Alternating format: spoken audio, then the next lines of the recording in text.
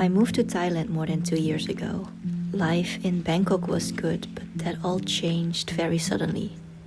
Big changes in my life happened, and that made me think, do I still want to live in Bangkok, and what will I do next? Do I even like it here alone? And knowing what I know now, do I have any regrets moving here? I'm in Pattaya right now because my friends are having their wedding, and I remember it was maybe 6 years ago. They visited me in Myanmar and they were not really dating back then, and now it's like bam, 5-6 years later, and I'm here in Thailand like witnessing their ceremony, their wedding, and that is insane. So it really makes me think, where has the time gone? Do I still like it here? Like, what am I gonna do with my life?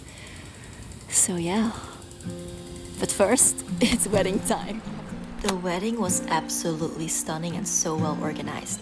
It was at Jomtien beach, which is about 20 to 30 minutes south of Pattaya city. But to be honest, I like it way more because it's away from the crowdy and rowdy things that happen in Pattaya. Morning.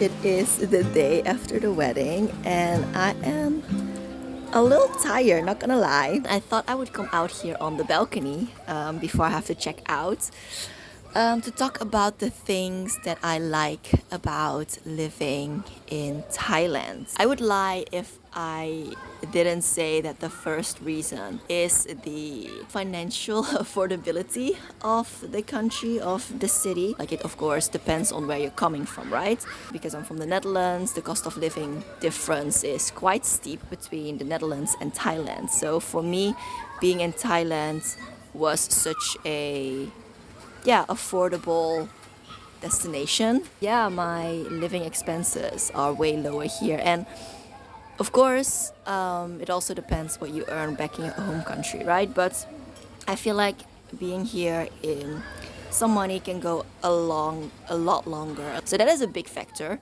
of why I don't regret it. It makes me being able to save a little bit more while also having a good, I would say quite a good standard of life at the moment. And I think also related to the affordability, the financial aspect, is the independence that I can get. And I don't think this is necessarily like a Thailand specific thing, but for example, back in the Netherlands, right, I was living with my parents after I graduated. So I'm not saying that I didn't have a good time. I think just the difference between being able at a certain age to still live at home and then being able to move out and move alone and like do things independently in that way was also, like an experience that I really valued. So I guess I associate that like me being abroad with me being more independent in a sense. So I guess that's what I'm also trying to say. Getting very hot. So I think I'm gonna take the next points inside.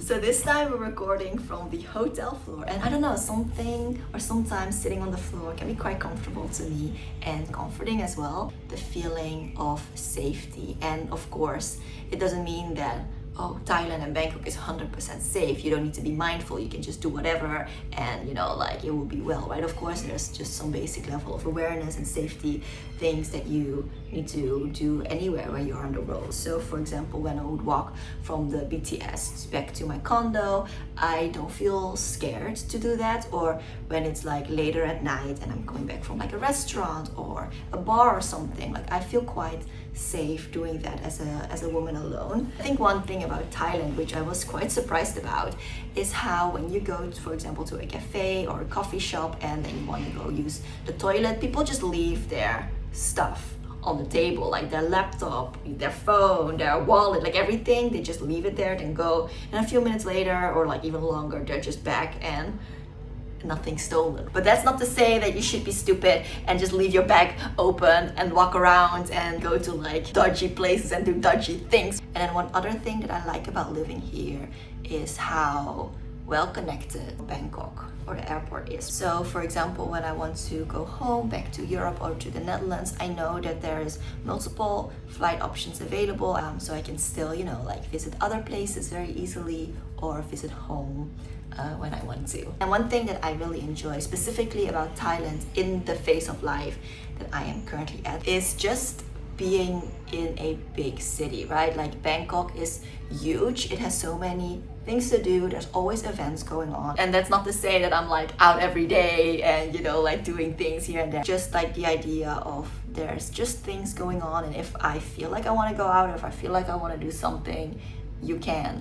I mean, there's probably lots of other things that I enjoy about living here in Bangkok, right? But I think those are generally the things that makes me think, yeah, my life in this phase of life right now is pretty good.